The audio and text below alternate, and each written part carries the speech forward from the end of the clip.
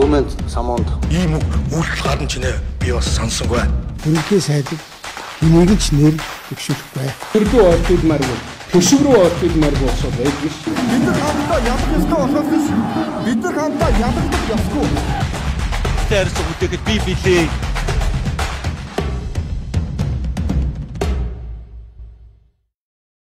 Зарим дөрвөн үзэгчтэй энэ телевизтэй хамт байгаа та бүхэндээ баярлалаа. Лавгийн тав нэвтрүүлгийн шинэ 7 хоногийн дугаар эхлэхэд бэлэн болсон байна. За бид бүхэн студид ярилцахаар Улсын хурлын гишүүн их хотын болормоог урьж авчираад байна. Танд орой минь дүргий. Орой минь дүргий. За урилга хүлээж авсан танд баярлалаа. Тантай бас ярилцах хэд хэдэн сэдвүүд байна. Нэвтрүүлгийн эхлэхийнхээ өмнө бас үзэгчтэй хамтарч ажиллаж байгаа байгууллагыг танилцуулъя.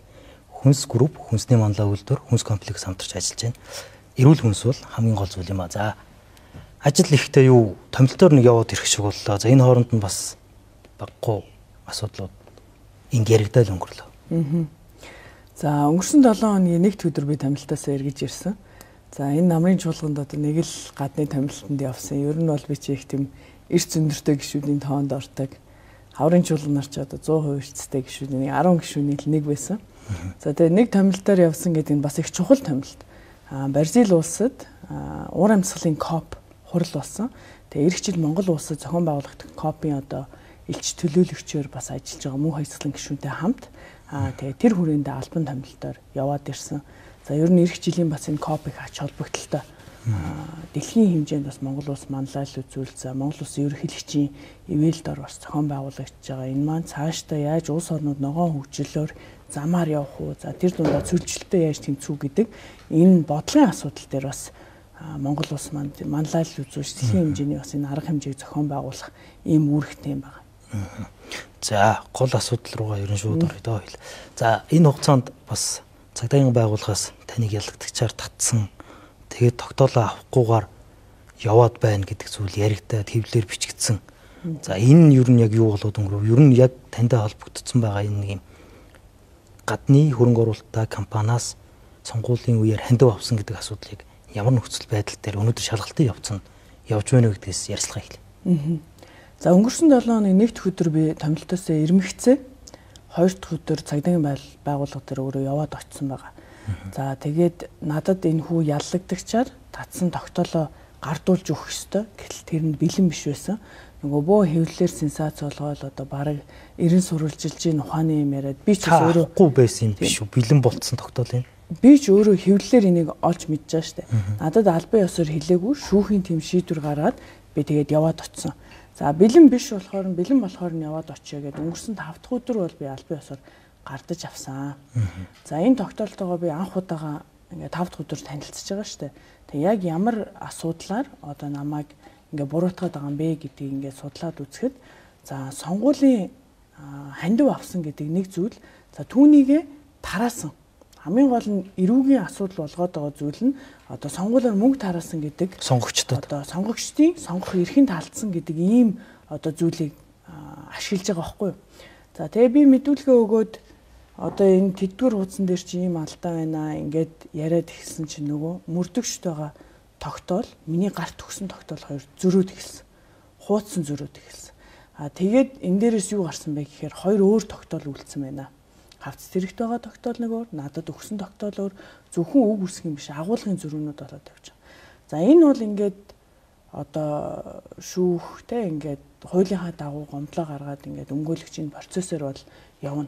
За энэ юуг харуулж ийм гэхээр дахиад энэ жишээ нь юуг харуулж байгаа гэхээр улс төрийн зорилготой л гэдгийг би одоо маш олон удаа хэлээд байгааг л баталж байгаа дахиад нэг кейс л гарч байгаа байхгүй. Ийм процессын алдаатай, ийм одоо магадгүй дарамт шахалтан дунд хийд юм уу яад ингэж бодогтол одоо ийм л зүйл болж өнгөрч байна. За яжаараа наадах чинь дахиад нэг ярих сэдв болгоораад ирлээ. Хавцад иргэд байгаа тогтоол тэнд байгаа авагдсан одоо баримт үйл баримтууд бол яг л нэг л байх ёстой ш. Тэр өмгөөлөгчдөж, шүүхтэж, ялагдцаар татагдсан хүндж прокурорд яг адилхан нэг л баримт явах ёстой ш. Энэ агуулгын зөрүүтэй гэдэг нь одоо юун дээр ямар агуулгын зөрүү байна? Ямар одоо үндслийг нь яаж өөрчилсөн байна? Та нэг жоохон тодруулж ярих боломж байна уу? За энэ одоо юу гэдэг зүгээр нэг одоо үг үсгийн зай хоорондын ялгаа байсан бол өөр хэрэг одоо хэвлэгтэй өөр юм гарчлаа гэж бодъё.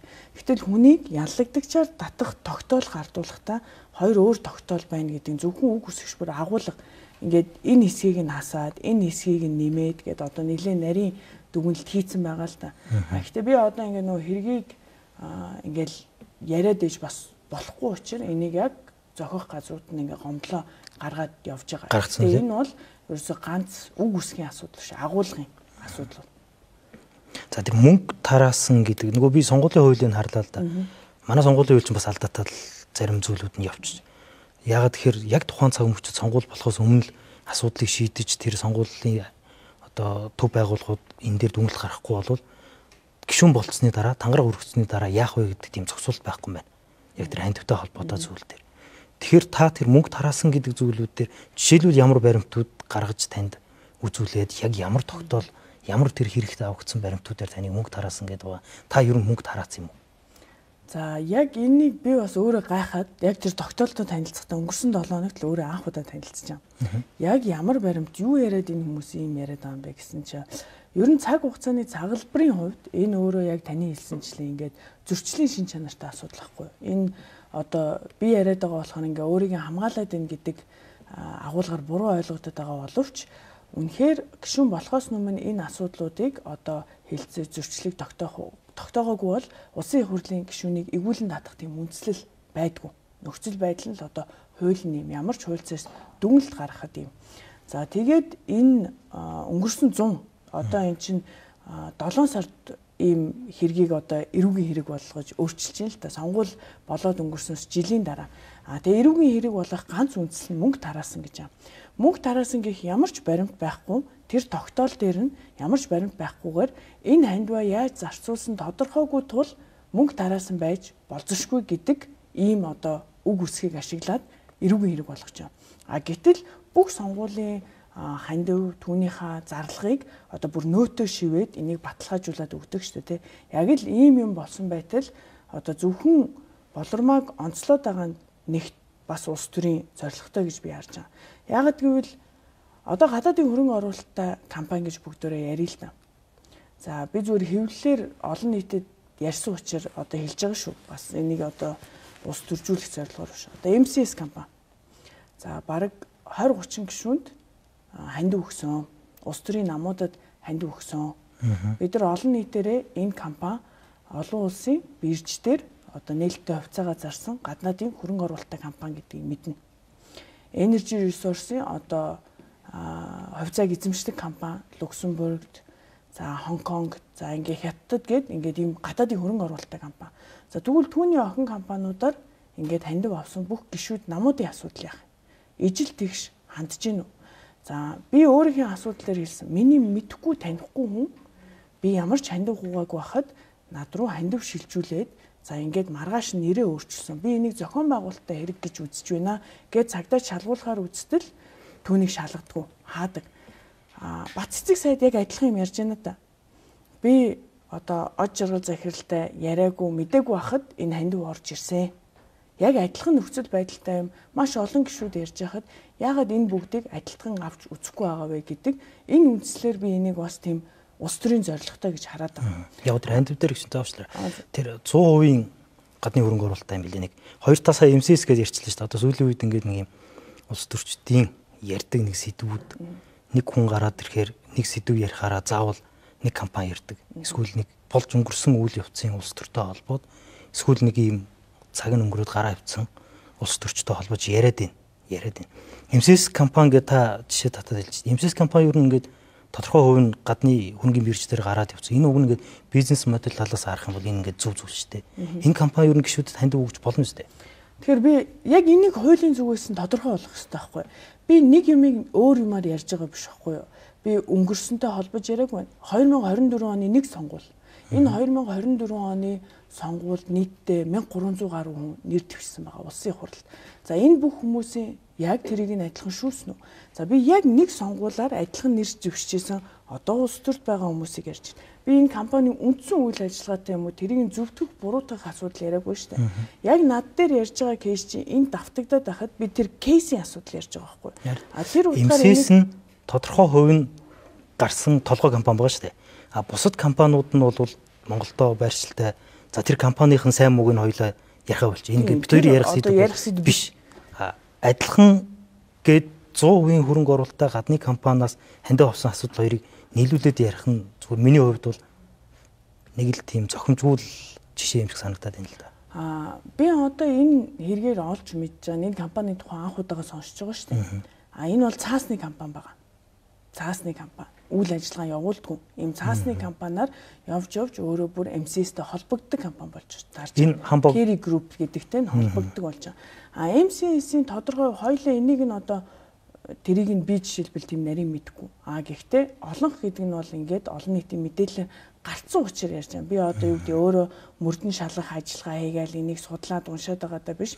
Энэ ингээд ил тод мэдээлэл гарцсан байхад яг яагаад адилхан ханддгүй юм бэ гэдэг ийм асуудлыг ярьж байгаа байхгүй юу. Хуулиндаа бол гадаадын хөрөнгө оруулалттай л гэсэн байна.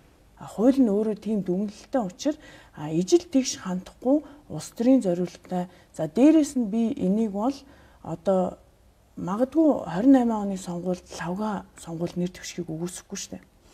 Нэг хүн лавгаг хорлох гээд албаар өөрөө тойрогтой ялагдхаа мэдээд за дараа нь лавгаг игүүлэн татъя.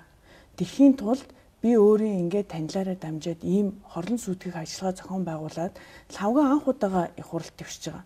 Тэрний учрыг ч мэдэхгүй. Ер нь бол юу ингээд сонгуулийн тэнд иргэдтэйгээ сонгогчтойгоо уулзаал ингээд явж идэг. Тэрийгэ мэдэхгүй. Бүр дараа нь хэдэн сарын дараа олж мэддэг. Би олж мэдснийхаа дараа тэр хандвийг нь эргээд буцаагаад өгсөн. Тэгтэл лавгаг улс төрийн сонгуул болгоны одоо улс төрийн акц хийх болгонд ямар нэг юм ярих болгонд энийг нь гаргаал идэг. За лавга өөртөө жоохон дургүй юм яриад эхлүүл лавга буруу юм дээр конопт арах гэдэг ингээл яриад эхлүүл энэ адилхан кейс байхгүй юу? Би зүгээр болормоо гэдэг хүний асуудал яриад болормоо яриад байгаа болохоор ингээд хүмүүс өөрийгөө хамгаалах гэдэг нэг юм л та. Гэтэ эндээс бид нар жоохон эрүүл логикоор харах юм бол ийм л улс төрийн найруулга явсан байна гэдгийг л би хэлээд байна. Яг энэ гол агуулгыг нь ярилцахын тулд би таныг өнөөдөр урьж авчираад байгаа юм шүү. MCS компани гэдээ ярьсан дээр би таны сонгуулийн юуг харж ин л та хандвиг. Танд ч гэсэн ингээд MCS компани маш олон компаниуд л байна л да. Энэ 1 2 3 4 за энэ ямар ч сан тавталгаа цэглэхээс станц гэдэг чинь бас MCS-ийн тавталгаа нисэх буудал гэдэг чинь бас тийшээ холбогддог. Energy Resource United Power гэдэг ингээд байна л да. Тавталгаа нисэх буудал гэдэг. Ингээд адилхан л хандив аваад ингээд явж гин. Тэгэхэр чинь ингээд харин би адилхан асуудлыг яриад байгаа хгүй. Би өөрийгөө онцолж яриаггүй ш. Би энэ дээр мөн хэвлэл нээлттэй өгсөн. Би MCS-ийн захирлуудтай холбогдож хандив гуугаагүй. Хандив асуугаагүй. Нээлттэй тавьсан. Тэгээ хандив орж ирсэн. Би тийм одоо баян бизнесмен хүн биш шүү дээ. Тэгээ хандив ороод ирэхээр сонгуулийнхаа үйл ажиллагаандаа ингээл зарцуулсан ийм л одоо залуу нэр дэвшигч байхгүй. Батцэг сайд мөн адил ингээд би мэдэхгүй байхад ороод ирсэн гэдэгтээ тийм ялгаагүй шүү дээ. Бусад бүх гишүүдээс ингээл тодруулсан ч тийм л байгаа байхгүй. Тэгэхээр энэ хуулийн зохицуулалтаа эсвэл бүр тодорхой болгоё. Тэрнээс биш нэг хүнийг улс төрийн зорилгоор ингээд нийгэмд яллахаа болиё. Бүр хуулиа ярих гэж байгаа бол яг хуулиар нь тэр зөрчлийн асуудлаа яар. Зөрчлөөр хуулиа хэрэгжүүлээд торгуулах асуудал бол тэрнгээрээ зохицуулах ёстой. Түүнээс гадна миний хэлээд байгаа энэ улс төрийн зорилгоор зохион байгуулсан байна гэдгээ шалгалт. Яагаад цагдаагийн байгууллага үүнийгээ шалахгүй байгаа? За энэ хандив гэдэг дээр би орхигдоод байгаа нэг зүйлийг одоо та яг энэ гадны хөрөнгө оруулалт компани хандив өгсөн байна гэдгээ буцаага шилжүүлсэн гэж штэ. Яг хизээ мэдсэн. Хэдэн онд яг хизээ мэдсэн. Би яг одоо миний санахаар эхний намрын чуулган завсарлаад би хөдөө орон нутагт томилтоор ажиллаж байсан юм. Томилтоор ажиллах үедээ энэ хэвлэлээр гарсан. За томилтын явахын өмнөхөн ордон надаас сэтгүүлч асуусан юм. Тэгээд би ямар компани гинэ юу гинэ гэд бид нар өөрсдөө тэр одоо сонгуулийн тэрийг нарийн мэдэхгүй байгаа шүү дээ. Тэр үед мэдээд тэгээд одоо энэ оны эхэнд гэсэн үг шүү дээ. Тэгээ энэ оны 2 дугаар улиралд би буцаага шилжүүлсэн. Тэр нэг юм орхичод байна л гэж. Сонгуул болох үед сонгуулийн санд хураалт эхлэхээс 3 хоногийн өмнө илүү дээ. Ямар ч сан юу яадаг штэ. Аудитд бүх явцын болон төгсгөлийн гэдэг тайлангаа гаргаж өгдөг штэ. Тэр тайлан гаргаж өгж явахдаа тань дээр сая нэг 10 хэдэн компани ханд өгсөн байна. Бус хүмүүс дээр 55221 гэж өгж байгаа. Энэ компани болгон дээр ингээд санхүүгийн шалгалт та хэд эн чинь ямар компани блэ гэдээ үзэж болов. Энэ юу нэртэй хэлсэн юм уу ч. Таны болон танаа багийн л алдаа штэ. Би яг хуулийн хугацаанд бүх тайлангуудаа өгсөн. За тэгээд бүх нэр дэвшигч яадаг вэ гэвэл одоо мэрэгжлийн аудитын байгууллага тусдаа хөлсөлж явдаг байхгүй. Тэгээд тэдгээр нь шалгадаг. Минийхаас мэрэгжлийн аудитын байгууллага нь 150 орчим сая төгрөгийн зөрчил гаргасан. Тэрийг нь би цаг тухайд нь тухайн үедээ шилжүүлсэн байхгүй. Энэ зөрчлийг олж мэдээгүй. За энэ хүний алдаа байна уу? Эсвэл одоо зохион байгуулалттай байна уу? Нөгөө түрүүний хэлсэн шиг тэр компани хандив өгч маргааш нь нэрээ сольсон учраас тэр бүр нэрний бүртгэлээс ахуулаад ийм алдаа гарсан байна уу? Би яг хэлж мэдэхгүй байна. Тэгээд аудитын байгууллагад өгсөн, сонгуулийн ерөнхий ороонд бүх юмнуудаа өгсөн. Тухайн төрийн байгууллагууд ямар ч зөрчил илэрлээ гэж хэлээгүй. Хэрвээ тэр үед хэлсэн бол би энэ зөрчлийг мэдээж арилгана шүү дээ, тий. Тэгэхээр би мэдсэн үедээ л энийгээ засаж залруулна гэхээс би мэдээгүй юм яаж засаж залруулах юм бэ? Мэдсэн л байх ёстой л доо. Хуулиараа ер нь бол мэдсэн л байх ёстой. Зарим хүмүүс буцаа шилжүүлдэг. Ягаад тэгэхээр тэнд өгж байгаа хандив дээр эн чинь улс төрийн сонгуул ямар нэгэн байдлаар одоо гадны компани таныг мэдгүй байхад хандив өгчөөд араас нь би энийг өгсөн хандивтаа таарсан одоо хуулийн төслөөр оруулж ирэх юм уу? Энийг дэмжихгүй бай гэдэг ч юм уу те. Эсвэл энэ ерөнхий сайдыг эсвэл энэ хурлын даргаыг өгцруулах процесс дээр ийм үйлдэл гарах гээд ийм үг хэлгээд иймэрхүү тулгын шаардлагат юмнууд ч гэсэн орж ирэх эрсдэлтэй байхгүй. Тэгэхээр яагаад тэрийг шалгах ёстой вэ гэхээр өмнө нь л шалгацсан л байх ёстой бол байна. Тэр хуулийг яагаад хийсэн ч юм уу би энэ үзэл санааг нь бол ойлгоод дэмжиж байна. Тэгвэл хууль ийм аливаа дүрм журам биш те. Амьдрал нийцсэн байх ёстой. Айгүй энгийн шаардлага байхгүй. Тэр дунд хүн алдаа гаргах ингээ хяналт шалгалтын хит хитэн механизм байх ёстой байхгүй. Тэнд за эхлээд ер нь таач одоо сонгуул нэр дэвшүүл мэдэрнэ. Тэр бүх орж ирж байгаа юмнуудаа хүн мэдэх ер нь нэг тийм боломжгүй. Үндсэн нэр дэвшигчийн ажилд анхаарна. За штаб чинь баг л хийх ёстой. Тийм штаб гэж ажиллаж байгаа. Би одоо юу гэдэг тийм зарим нэр дэвшигч маань нэг ч төрний хандив авах шаардлагагүй. Одоо том групп компани удирддаг тэд одоо улсын хэмжээний хамгийн лаглих нягтлангуу те одоо ингээ аудитын байгууллага тэдний ард ажилтдаг юм биш үү? Би бол ингээд найз нөхөд ах トゥ хамаатан садын ингээл ийм л байдлаар одоо сонгуул явж байгаа. Тэгээд тэр дунд одоо өөрийнхөө хэмжээнд ажиллаа хийгээд хянаач шалгаад мэрэгжлийн байгууллага аваад тэр нь 150 сая төгрөгийн зөрчил илрүүлсэн байна шүү дээ. Тэрийг нь буцаачаад байна шүү дээ. Тэр 30 сая одоо тэр дунд алдагдсан байна. Тэр нь одоо хүний хайхрамжгүй байдал уу, тэ эсвэл тэр нэрээ сольсноос болсон уу? Ямар ч байсан санаатай бол биш. Санаатай гэдэг бол тэрийг мэдсээр үжиж нуун дарагдуулаад буцаахгүй ингэдэг ийм агуулга ярьж штэ тэ. Санаатай бол биш. Мэдсэн даруйдаа буцаасан гэж байна. Тэгэхээр яагаад одоо хууль гэдэг чинь өөрөө тийм л зарчимтай байх ёстой штэ. Би бол тэр зарчмынхаа дагуу байсан гэж бодож байна. Энэ дунд янз бүрийн байдлаар хүмүүс бараг аудитынхаа тайланг буцаагаад янзлаад хуурамчаар үлдээд янз бүрийн ийм хийгээч тэгээч гэж би тэр болгоныг үгүй гэсэн. Би ямар ч юм нуун дарагдуулахыг хүсэхгүй байна. Үнэн боддоор нь л яг л нөхцөл байдлаа тайлбарлаж ин түүний дагуу арга хэмжээ авч байна. Энэ сонгуулийн штабын сая 50 дээр ярианд хэд дурдагдлаа. Мэдээж нэр дэвшиж байгаа хүн бол тэр артлын багийн нэгж асуудал болгон руу ороод байхгүй шүү дээ. Тэгээ сүүл та нөгөө томилтоос ирэнгүүтээ хэвлийнхэнд нэг өгсөн ярианд сонгуул хариуцсан ажилтнууд, штабууд энэ дээр штабын ажилтнууд алдаа гаргасан байна. Энэ хүмүүс ирвэ буруутай гэдэг шийдвэр гаргах юм бол зөрчлийн хуулиараа энд хариуцлага хүлээх юмаа гэд та ярьчихсан. Араас нь танаа усыг сонгуулийг хариуцж исэн хүмүүс гарч ирээд, хуульчд гарч ирээд гомдлоод бас мэдээлэл тавьсан байна лээ. Одоо нэг баг үйж одоо мэрэгэн хуульч чинь танаа хуулийн баг байсан шүү дээ. Мэрэгэн хуульч Цэрэн Пунцэг гишүүний хуульч байсан. Гэтэ таны мэдээлэл дээр эхлээд тань дээр орж ирж та маш зөв асуулт өгсөн шүү дээ тий. Яг маш зөв юм руу одоо сэтгүүлч хамгийн их та эхлээд таны мэдээллийг мэрэгэн хуульч энэ асуудалгүй гэж тайлбарлаж гарч иржсэн санагдав. Үгүй. Энэ асуудалтай гэж анх үүнийг гаргасан хүн нь Цэрэн Пунцэг нэр дэвшигчийн хуулийн баг нь гаргаж ирсэн байхгүй юу? За. Тэгээд үргэлжлүүлээд энэ хүн одоо байнга энийг гаргаж ирж байгаа. Мэдээж өөрийнхөө эрх тэр асуудалгүй. Одоо тэгтээ бүгдээрээ харилцан хамаарал ярил энд харилцан хамаарал гарч байгаа. За одоо нөгөө ах нар руу орох юм шиг эндээс. Яг таны яриад байгаа. Одоо би тойргийнхаа асуудлыг яриа. Одоо манай тойрог буюу ховд увс говьалтай завхан Монгол улсын хэмжээнд газар нутгийн хувьд хамгийн том тойрог. За 300 гаруй мянган иргэдтэй. За би 64,838 сонгогчдын саналаар сонгогдсон. Цэрэн Бунцаг гишүүн яг миний ард 301 хүний саналаар ялагдсан. За энэ хүн одоо магадгүй дахин сонгогдох сонирхол байгаа. Намайг игүүлэн татвал одоо магадгүй баярлаад нөхөн сонгуульд орё гэж бодож байгааг үгүйсгүй мэдэхгүй. Харин харилцан хамаарал ярил мэрэгэн өмгөөлөгч бол яг Цэрэн Бунцаг гишүүний одоо сонгуулийн хуулийн багийг ахалж ажилласан одоо ийм л хүн. Би өөрийнхөө харин штабын энэ хүний буруу учраас тэр хүний буруу учраас гэж тэгж ёс зүйгүй, жудаггүй ааш гаргахгүй. Би нэр дэвшигч байсан. Энэ миний хариуцлага. Би тухайн үед яагаад тэрийг хэлж байгаа гэхээр хууль нь өөрөө юм аа. Энэ зөрчлийн асуудал ингээд торгодог ийм зохицуулттай юм а гэдгийг тайлбарлах үүднээс хэлсэн.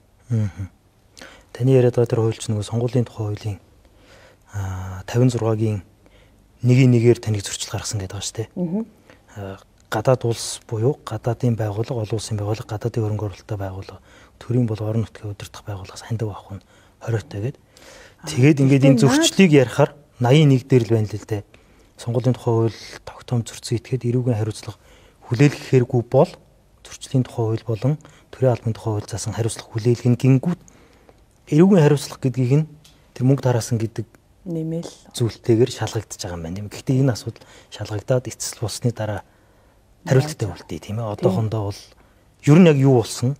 Тэг ямар зөрчил гарсан гэдгийг нь ерөнхийдөө гаргачлаа. За одоо та хэд хэдэн тайлбаруудаа хэлээд энэ сая ч гэсэн ингээ нэр дурдаа хэлж байна. За таныг ингээд одоо эргүүлэн татуулах хэмжээнд хүрэх гээд яваад байгаа улс төрийг нь яг цаана юм байна. Одоо та цаатал юм. За би одоо ганц хүн ч юм уу юм гэж харахгүй байна. Тэгээд нэх ингэж энэ хүн тэр хүн гэж ярих нь ч тийм амар ач холбогдолтой гэж би хувьдаа бодохгүй байгаа. Ер нь бол улс төрийн хүрээнийхэн өөрсдөө бол гадралж байгаа байх. Таа ч өөрөө улс төр сонирхдаг хүн. Энийг ярих нь нэг ач холбогдолтой биш болохоор би ингээд нэг тийм яриад байх хүсэл байдгүй.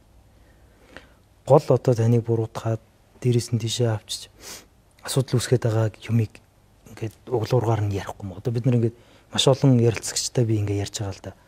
Ус төрөө харж ийн. За одоо яах вэ? Ийм. Юу н энэ үеийн цаг үе өөр болсон шүү дээ.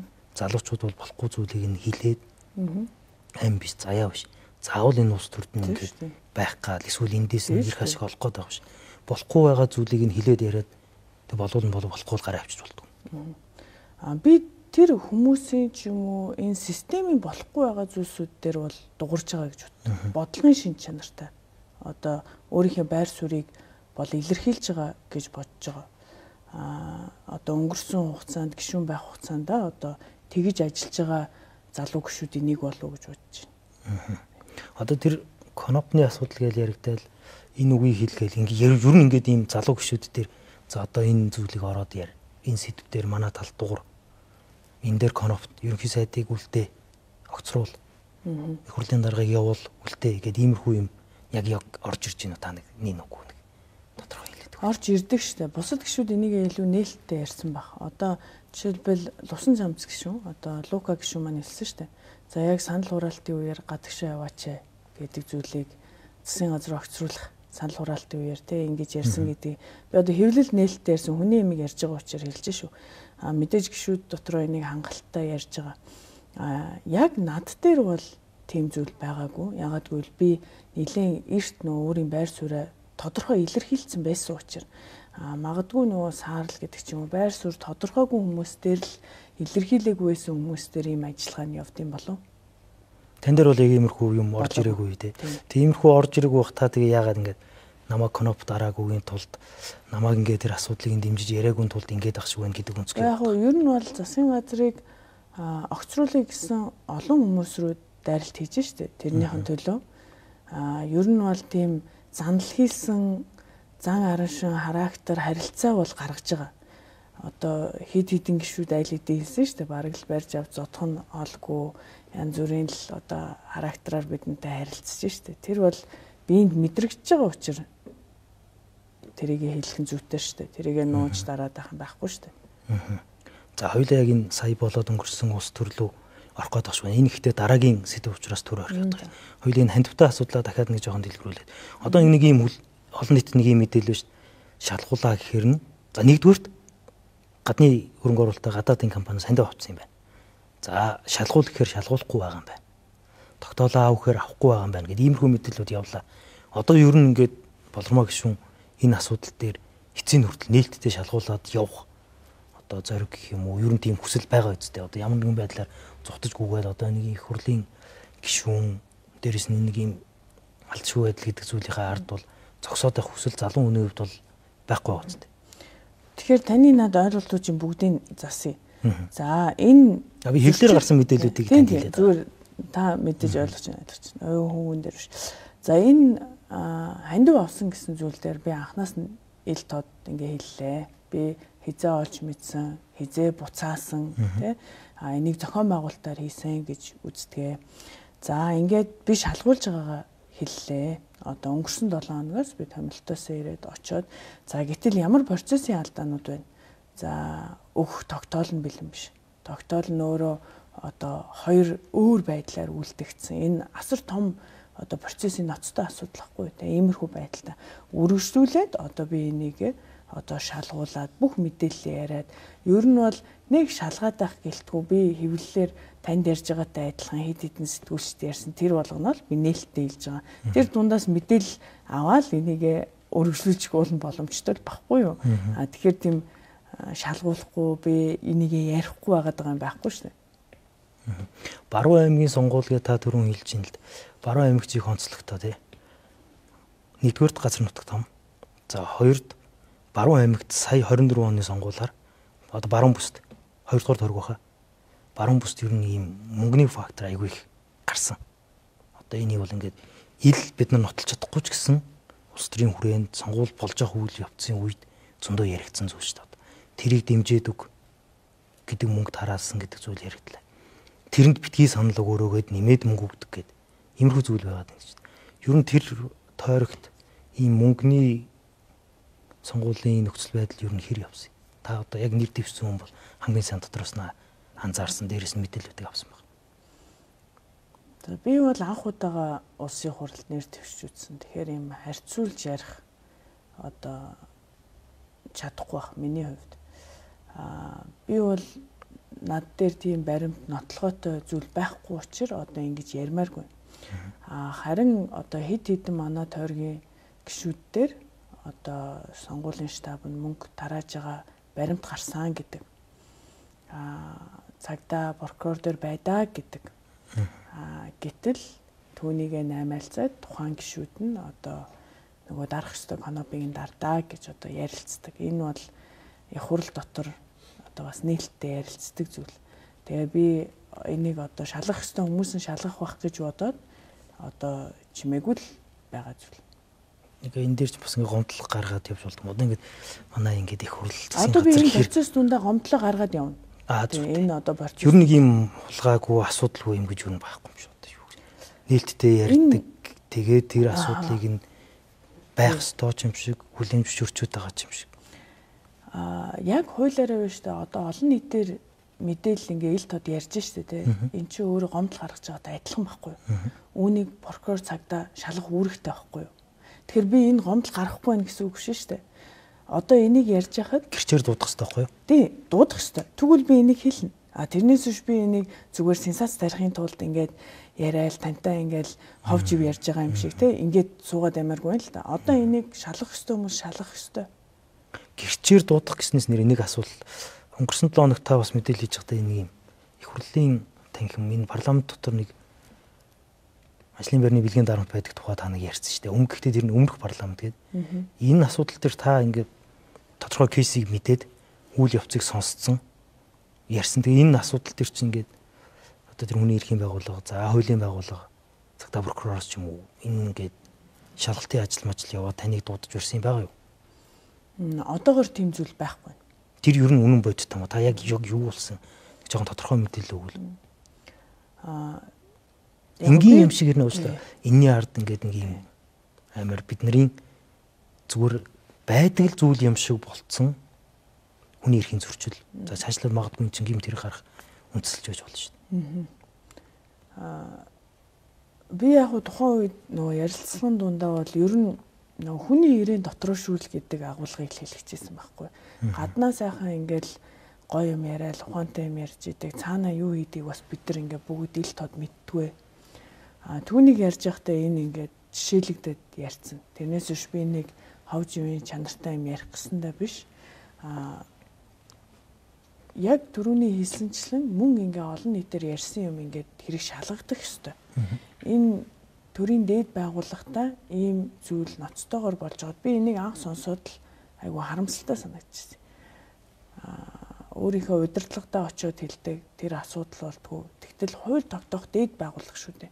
Тэнд ийм хэмжээний эрхээ хамгаалж чадахгүй бол яаж бид бусад эмэгтэйчүүдийн эрхийг хамгаалж чадах юм гэдэг ийм мэдрэмж төрсөн. Тэгээд энийг мөн одоо холбогдох байгууллагууд шалгаж байгаа бах одоо хуулийнхаа хувьд шалгах ёстой. Надаас асуувал би өөрийнхөө мэд хэмжээндээ хэлнэ. Одоогоор тэгж холбогдсон зүйл алга. За ерөнхийдөө энэ олон нийтийг яг мэдхийг хүсэж байгаа дээрэс нь эн чинь бас нэг юм бид нар ингээд нэг юм та нэг зүгээс тайлбарлахдаа ус төр ороод ийн гэдэг. Олон нийт харангуйтаа энэ гадны компаниас мөнгө аваад сонгуульд өрсөлдсөн юм биш үү гэдэг нэг юм тогтоогдоогүй ялгаа зааг дээр байгаа мөртлөө энэ бол ингээд цаана асар том асуудал байхгүй. Хэрвээ та үнэхээр мэдээд аваад тэрийг тараацсан болвол сонгуульд ялсан бол эн чинь өөрөө том асуудал. Таны хилээд гомдлоод байгаа шиг тань дээр албаар зориуд зохион байгуулалтаар ийм зүйл хийгдсэн бол энэ дахиад бас нэг адилхан ярих асуудал. Энэ зүйлийг эргээд дараа нь тодорхой болсныхан дараа нээлттэйгээр эргээд дахиад ярилцах байгаа. Одоо ер нь хоёр дахь хэсэг гэх юм уу да энэ юм. Энэ тантай санал нэг байна. Энэ асар ноцтой асуудал. Гэхдээ бид эрүүл ухаанаар бодох ёстой. Би аливаа нэг компани нөлөөнд орсон, гадны компани нөлөөнд орсон бол ингээд ил тод нээлттэй ярьж байгаа. Миний асуудлууд дээр ямархуу байр суурьтай санал өгдөг, конопо дардаг гэдэг бол бүгд ил тод нээлттэй асуудал. Мөнгөний хэмжээг би одоо их бага гэж ингэж дүгнж хэлэхгүй ч гэсэн 30 сая төгрөгөөр баруун бүсэд 64838 хүний саналыг авдаггүй байгаа шүү. Сонгуульд тэгж явдаггүй байгаа. Хүний 300 хэдэн хүний саналыг л авчих байгаа шүү. Ер нь. Би бол тэгж бодохгүй байна. Гэхдээ энэ бол тогтоогдсны дараа яригдах зүйл. Иймэрхүү байдлаар одоо хүний нөгөө сонгуул яаж явдаг те энэ сонгогчдыг ингэж бас доромжилж бас арай ярьж болохгүй. Тэглгүй байх. За энэ баруун бүс гэдэг дээр та тэнд бас ингээ 2 жил ажиллажлаа. За 2 дахь сэдв рүү оръё. Энийн өмнө нэг юм хандивтай асуудлыг би ер нь бас нэг зүйлийг хэлмээр бодогдоод асуумаар бодогдоод байгаа зүйлээ танаас асуугаад гэж байна. Энэ нэг юм нээлттэй одоо манай хэвлэлийн байгууллагууд гаргаж штэ нээлттэй тавигдсан хандивыг хараад за энэ хүн ямар компаниас авсан байна. Гингүүд тэр компаниуд руу ингээд тэр гишүүдийг нь холбоод ялангуяа энэ юун дээр айгуу том асуудал үүсгээд байгаа байхгүй. Миний бодлоор хуучин энэ улс төрд яаж явсан бэ гэхээр ил тод биш аудитын дүгнэлтгүй цүнхтэй мөнгө ч юм уу тодорхой хэмжээний нөгөө яригдаад байдаг нэг юм үлгэр домог шиг зүйл явцсан. Хиндгэн гишүүнд очсон. Тэр нь эргээд бизнесийн эрх ашигыг хамгаалдаг. Ийм нөхцөл байдлууд байсан байхгүй. Тэгэхээр ингээд нэг юм MCS одоо юу ч гэдгийг дараа янз янзын компаниудыг ингээд нэр цохож дайрахаас илүүтэй бид нар ийм зөв жишгээ бас алдаж болохгүй юм шиг санагдаад байгаа. Одоо эрүүлэр бодвол хандив авж байгаа одоо сонгуулаа хийж байгаа чинь ингээд нэг тийм бизнесгүй зүгээр ингээд эрүүлэр явж байгаа хэдэн залуучууд л байгаа шүү дээ. Нөгөө том бизнестэй нөхцүүд маань хандив авах шаардлагагүй. Өөрөө тэгээ дотроос бүх зардлаа гаргад юм уу яа гэдэг ингээл одоо явж байгаа. Уул нь энэ ардчилсан сонгуулийн бас юм боломж тэгш байх хүн өөрийнхөө дэмжиж байгаа хүнээ холбогдож ярихгүйгээр ингээл дэмжиж бусад орнууд ч гэсэн ингээл мөнгө өгдөө штэ. Тэр чинь ингээ үзэл санааны л нэг бодлын дэмжлэг байгаа байхгүй. Энэ хүн ингээд зөв юм хийгээсэй гэж харсан байх. Буруу тэр тохироонууд чинь тэр эрх ашигт нь үйлчлэлтэй.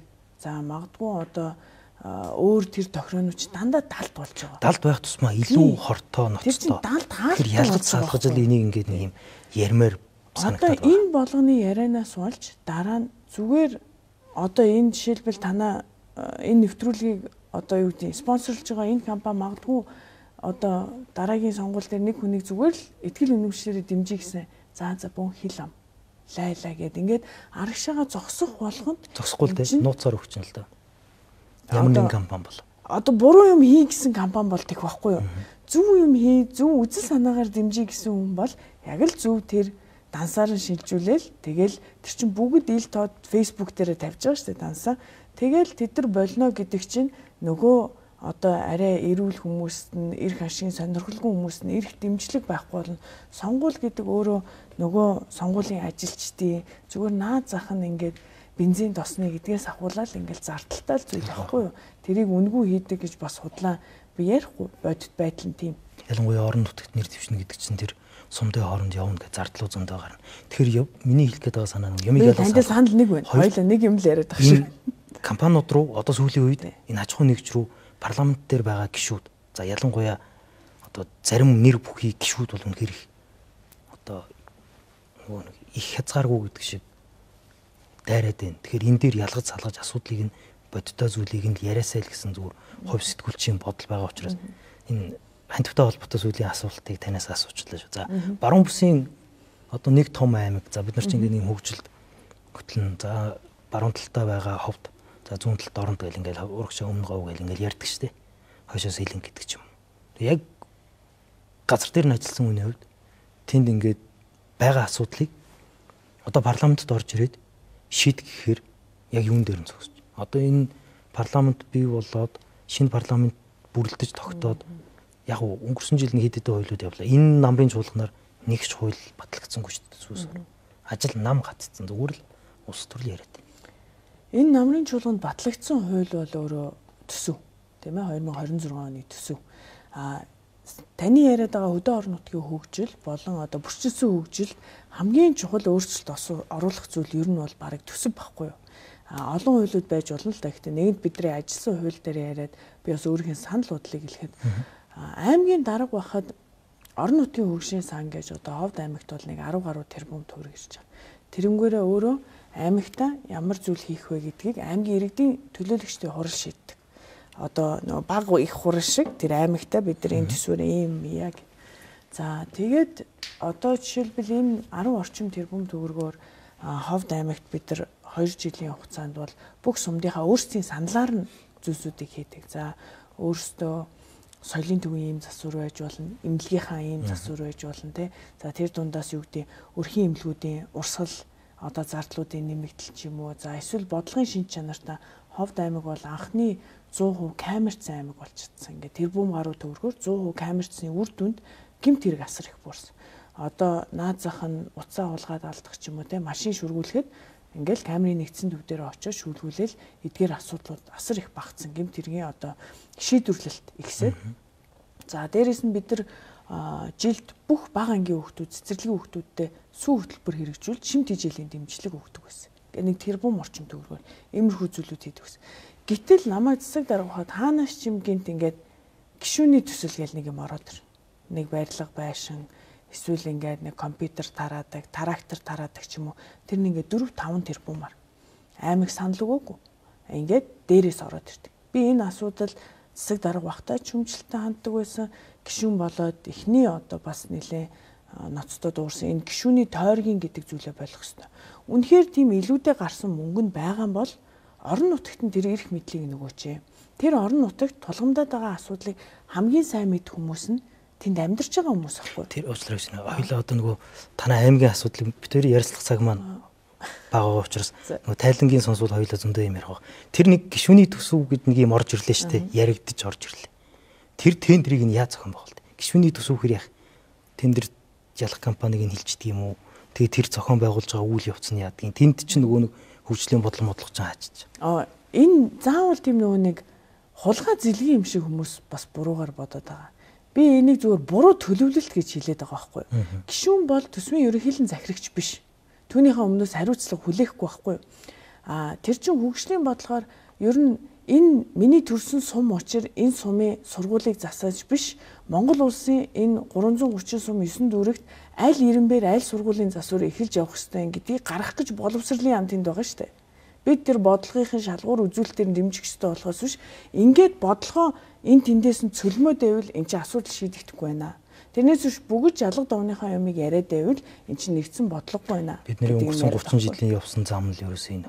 За ингээд гол асуудал төсөв гэдээ гараад очив тээ. төсөв байх юм бол тэнд ингээд иргэдэж шаардлагатай байгаа дид бүтц. За магадгүй үйлдвэрлэл хөгжих ч юм уу те. Энэ зүйлсээ хийгээ явна. За энэ улсын төсвийг хараад бүх юмыг шийднэ гэвэл бүтэхгүй. Би зүгээр хэлээд байгаа нь орон нутгийн тэр төсвийн эрх мэдлийг нэмэгдүүлээ л. Би таны санааг ойлгосон. Тэнгүүд одоо миний гол асуух гэдэг санаа. Тодорхой хэмжээний уул уурхаан одоо орд баялаг дөөц байна. Энийг ашиглаад явах боломжууд манай Монголын зарим аймагуудад байна. Зарим газар нь бол хов орхон байна. За Ховд аймаг халзан бүрхтэй. Энэ төслийг яагаад ингэ та эсэргүүцэдэг юм бэ? Газрын ховор элементийн төслийг. За та яг энэ төсөл дээр намайг эсэргүүцдэг ямар байр суурьтай гэж бодож байна? Өнгөрсөн одоо тэрнийг сонсгол явлаа шүү дээ. Тэр сонсголын байр суурийг харахаар та тэгээд энэ төслийг явуулъя гэдэг өнцөг дээр яаж явуулах вэ гэдэг өнцөг дээр биш. Энэ төслийг ашиглах ер нь шаардлага байна уу? Ер нь бид нартай бид наргүй энэ iPhone ч үйлдвэрлэгээд пүрс чи явна шүү дээ гэж хэлсэн л дээ. За би бол гайхсан. Шаардлага байна уу гэж би асууж байна те.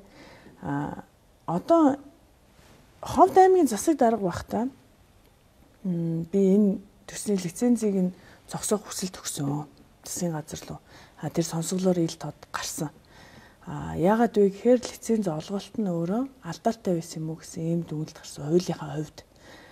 За аймгийн засаг дарга бол засгийн газрын одоо харийн албан тушаалтай учраас би өөрийнхөө ажлын хүрээнд л одоо ажиллая гэж хуулийнхаа дагуу. Би энэ үед бол засгийн газартаа өөрөө одоо өөр байр суурьтай байдаг байсан. Улсын хурлын гишүүн болоод би энэ сонгогдсон бүс нутгийнхаа иргэдийг төлөөлөх үүрэгтэй. Энэ бас миний ажил. Энэ хүмүүсийн дуу хоолойг одоо энэ шийдвэр гаргах түвшинд хүрэхэд. За гэхдээ одоо би улсын хурлын гишүүний хувьд зөвхөн халзан бүрхтэй төслийг яриад байгаа биш үгүй. Монгол улсын газрын ховор элементийн бодлогыг яриад байгаа. Яг одоо бол хамгийн урдаа барьж байгаа төсөл нь Ховд аймагт байж таарч байна. Гэхдээ цаашдаа бид яг энэ дээр ямар бодлоготой байх юм? Нэр нь өөрөө ховор гэдэг нэр орцсон боловч газрын ховор элемент өөрөө ховор биш. Энийг та ямар ч юмнаас судлаад олж болно. За ямар ч судалгаанаас үүний эрсдлийг судлах юм бол эрсдэлтэй юу эрсдэлтэй? Алт нүүрснээс илүү юу илүү? Бидний урт хөршид одоо Баян овоо гэдэг дэлхийн хамгийн том орд байдаг. Тэр ойр орчныхаа байгаль орчныг сүйтгэсэн гэдэг дэлхийн хэмжээний кейс стади болдог. Тэгэхээр бид энэ төлөөсийг төлөхөд бэлнэ үү? Энэ дээрээ хангалттай судалгаа хийсэн үү? За ингээд төр засаг үн дээрээ ямар бодлого барьж байгаа юм бэ гэдэг ийм шаардлагыг тавьдаг. Яг миний байр суурь гэвэл өнөөдөр бид урдах төслүүдэд янзлах ёстой.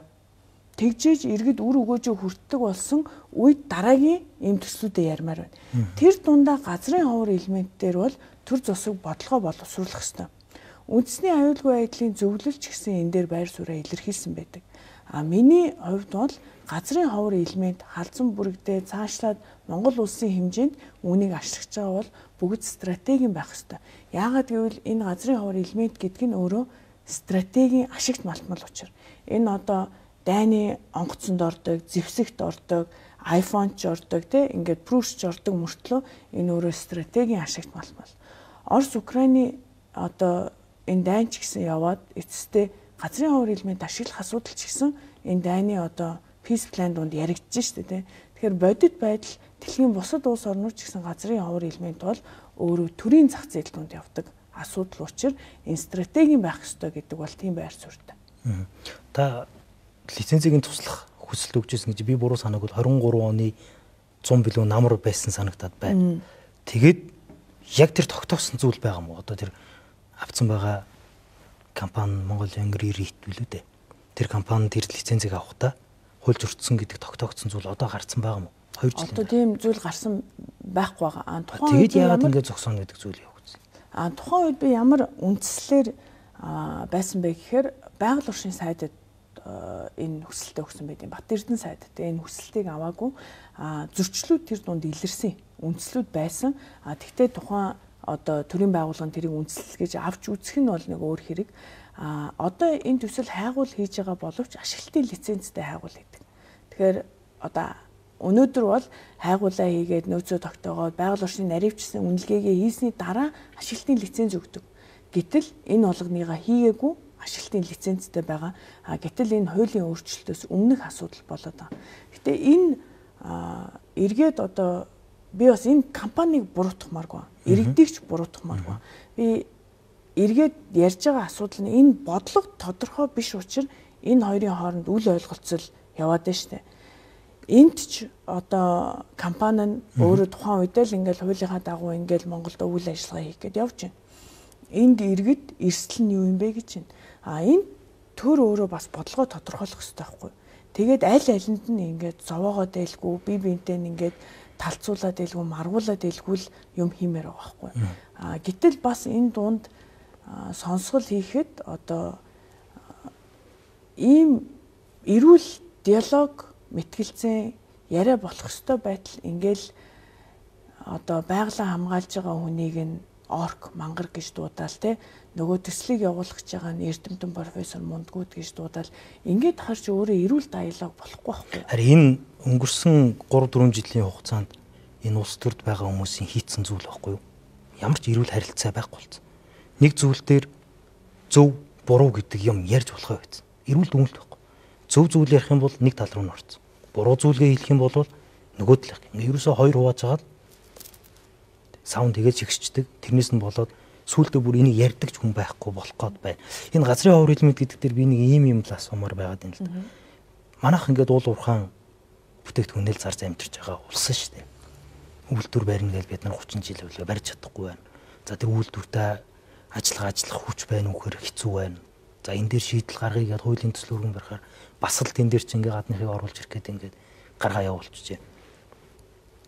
Нүүрсний дараагийн хамгийн гол одоо яг дэлхийн зах зээл дээр улам өсөн нэмэгдэж буй энэ хэрэглээтэй энэ ховор элементийг тодорхой хэмжээнийх нь стандарт тэр нь хариуцлагатай уул уурхах нь хүрээнд хийгээ явчих болохгүй улс төр үүсгээд байгаа. Энэ улс төр үүсгэсэн хамгийн ихний хүмүүсийн нэг нь одоо та гэж би харж байна. Ягаад гэхээр лицензийн хувьд алдаа гаргасан байна гэдэг тэндээс засаглагын хувьд лицензийн хувьд та асуудал гаргасан байна гэдэг та бичиг явууллаа. Гэтэл би зүгээр юу гэж бодож ийн гэхээр энэ үйл явц дээр та ажлын албаны дарга байсан шүү дээ. Ерөнхий сайдын, оюун эрдэнэ ерөнхий сайдын. Тэгээд тэнд очиод томилогдсон. Таныг томилогдох үйл явцад оюун эрдэнэ ерөнхий сайд мэдээж нөлөө байсан улс төрийн хувьд. Тэгээд тэр лиценз эзэмшиж байгаа компани ч өөрөө нөгөө нэг эрдэнэ үйлчлэг, сахал эрдэнэ үйлчлэг гэдэг хүнтэй амралтай байдаг. Тэгээд энэ нэг зөрчил энэ улсынхаа хөгжлийг нааш чашин татцсан байх үедээ ер нь бол эцсийн дүндээ та ингээд тайлбар хийх байх л та. Гэхдээ зүгээр улс төр харж байгаа олон хүн энэ дээр хариулт авахыг хүсэж байгаа байна. Одоо ирээдүйд бид нар энэ төслөө явуулаад тэр байгалаа сүйтгээд хүмүүсийн эрүүл мэнд тортоол амаа бариад сууж ил явах уу? Тодорхой хэмжээний судалгаа гарч. Одоо жишээлбэл та газрын ховор элемент дээр яг ямар судалгаа та уншаад хэлээд байна? Портер судалгаа байна гэсэн шүү дээ. Портер дөрөв их хурлын гишүүн бодлоо ярих юм уу? Портер судалгаа. За портер судалгаа хийсэн хүнтэй нэр. Би олон улсын судалгаа ишлээд ийм эрсдэл байгаа гэдэг аахгүй. Үнэхээр тийм 100% цэвэр аюулгүй технологи нь гарцсан байвал би окей. Тэрийг нь уншаад танилцаад дэлхийд тэр нь гараагүй байхгүй юу? Яагаад өндөр хөгжилтэй орнууд нь өөрсдийнхөө улс орондоо уухгүй байгаад байгаа? Энэ ховор биш байхгүй юу? Тэдэнд ч гэсэн байгаа элемент. Энэ дэлхийд технологи нь ирээдүйд илүү аюулгүй болно гэдэгт би итгэж байна. Яг өнөөдөр бол тийм биш байгаа шүү. Та саяасан энэ нүүрсний дараагийн гэж штэ. Тэгвэл эхлээд бид нэр энэ нүүрсээ ухаад байна. Энэ алтаа ухаад байна. Цэсээ ухаад байна. Энийг илүү өгөөчтэй болгоё л доо. Тэгээд дараа нь энэ асуудал руу яагаад орж болохгүй гэж. Өгж тийм. Гэхдээ л бид хэд чинь ингээд нэг юм энэний цаана нэг юм хандлага яваад байхгүй гэж шинэ. Нөгөө л нэг уул уурхаа гэхээр болохгүй бүтэхгүй. Бид нэгэл уран болохгүй гэл 30 жил явсан шүү дээ. Өнөөдөр ингээд ураны төслийг явуулъя гээл танаа парламент асуудал хүн байна гэл коноп дараа үстэ. Яг энтэй адилхан шийдлийн дагуу хийгээ явчих болохгүй юм болов. Үнэхээр тэнд хүний эрүүл мэнд хортой асуудалтай байна гэдэг дүгнэлт гарах юм бол энэ юун тулд энэ их хурл гэж байгаа вэ? Энэ одоо засгийн газарт чинь судалгаа шинжилгээний юмнууд гэж юу байгаа вэ? Яг яг л тэгвэл 20-50 гэдэг алсын хараан дотроо газрын ховор элементийг бид нар ашиглана гэж оруулаад байгаа. Судалгаагүй оруулсан гэсэн үг юм уу? Хэрвээ стратегийн орд байсан бол бас нэг өөр байхгүй юу? Ягаад гэвэл төр тодорхой хэмжээнд хариуцлага хүлээн. Ийм хэмжээний эрсдэлтэй юм дээр тийм биш байгаа байхгүй юу? Тийм учраас би бас уул амхандаа бодлогын шийдэл хийлээд байгаа байхгүй юу? Энэ дээр та ч гэсэн хэлж штэ ингээд ийм хандлага байна гэд эргээд ингээл эсэргүүцгүй байна гэж ийм энгийнээр хар цагаан гэж хуваалгүйгээр яг нэг нэгээр нь тэгвэл ингээл ойлоо мухарлаа л да. Яг энэ хүмүүс тортой юм уу, хоргүй юм уу? Байгаль орчинд яг ямар нөлөөтэй? Тэгвэл тэр баян овоо орд дээр очиж үзэлтэй да. Ингээд бүгднийг ингээ мухарлаад яг ямар технологи нь хоргүй. Тэр нь аль хэмжээнд хүрсэн байгаа гэд тэрнээс үүш энэ дээр зөвхөн хар цагаанаар бити хар. Яг би нэг шийдэл хэлээд байгаа нь эрсдэл хаах нэг арга бол үнэхээр өөрөө стратеги юм байх. Төрийн оролцоотой, төрийн хариуцлага үүрсэн байх гэдэг зүйл ярьж болж байна. А тэрнээс үүш би яг төр оролцоогүйгийн зовлон мэдэрсэн байхгүй юу? Тэнд иргэд ирээд гомдлоход би ямар ч ирэх мэдлэхгүй байгаа байхгүй. Мэдээж аж ахуйн нэгж өөрийн одоо лицензийнхаа хүрээнд үйл ажиллагаа явуулж идэл тэнд ямар зөрчил байна гэж харахаас биш одоо иргэдийн тэр дуу хоолойг хангалттай бас сонсох механизм байдгүй. Тэгээд нөгөө талаараа би бас юу гэж хүсмээр юм гэхээр бид нар ойлголцох ёстой. Ингээд нэг хэсгээ одоо хөдөөний мангарууд юм шиг ингэж хандаж нөгөө хэсэг нэг хотод ухаантай хэдэн хүмүүс юм шиг ингэж юусаа хандмааргүй. Тэр нутаг усанд амьдраад байгаа хүмүүс чинь эрсдэл хилээд хахад яагаад сонсохгүй байгаа юм бэ?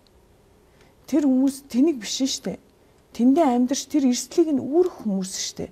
Дараа нь хамаа таглаад суух ш наана нь сонсон ярилцъя гэдэг хат нь тэхгүй байна. Энэ дэлхийн хаач төсөл төр байдаг. Дэлхийн банкнд байхад бид нар бүх төслийн одоо нийгэм байгаль орчны үнэлгээ хийх ёстой байдаг. Яг энэ тухайн нутаг оронд байдаг хүмүүстэй ярилцах хэрэгтэй байдаг. Энэ бол төсөлд байх ёстой алхмууд байхгүй юу? Тэгэхээр энэ талаас нь хараасаа цаана энэ одоо монголчууд бидний байгалийн баялагийг яаж ашиглах ёстой вэ гэдэг ийм том философийн зөрүү гараад байна. А энийг бид нар бас тийнхаа үгийг л ер нь сонсмоор, судлаачдынхаа үгийг сонсмоор л байна л одоо миний хувьд ч таны хувьд ч яг ховор элемент гэдгийг бол мэдэхгүй байна. Газрын ховор элемент гэдэг чинь миний олж мэдэж уншиж таньснаар бол 17 элемент байдаг юм байна.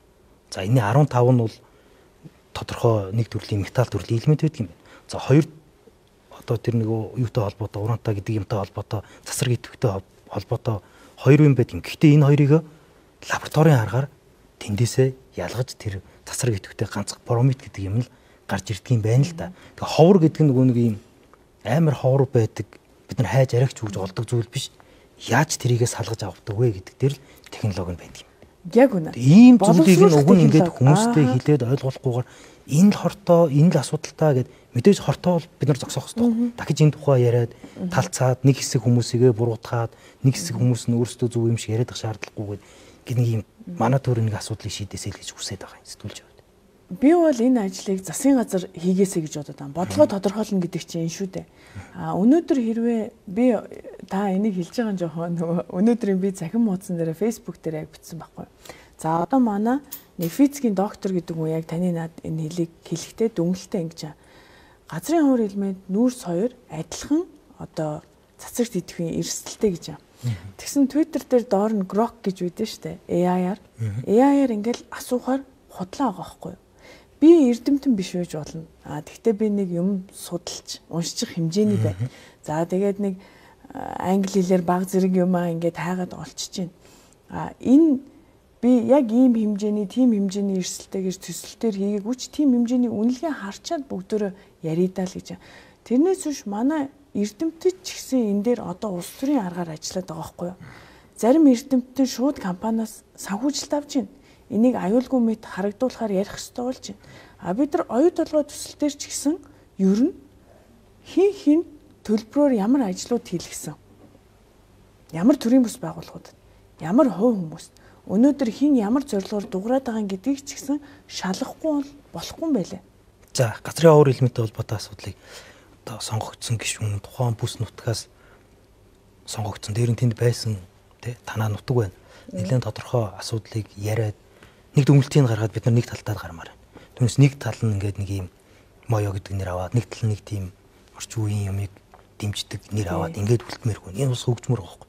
Одоо бид нар 30 жил хийсэн энийг талцсан зүйлийг одоо ингээд зогсоомоор байна. Энэний төлөө ажиллаж өгөх хүмүүс нь одоо энэ шин залуу үеийн улс төрчид за энэ эрдэмтэд гэж байна. За оюутлогтой холбоотой асуудал руу энэ дээр бол бодлогоо тодорхойлох хэрэгтэй. Яг энийг одоо ажил нь тэдний мал ажил чинь тэр шүү дээ. Бид нар одоо шахах нь бас та хэдий ажилд авах. Би одоо та миний захин мууз байнгын ороонуудын бичлэгүүдийг харж исэн бол яг засгийн газар хэн ерөнхий сайд байхаас үл хамааран би одоо уулуурхай эрд соёлын сайднараас яг ижилтгш энийг шаардж ирсэн.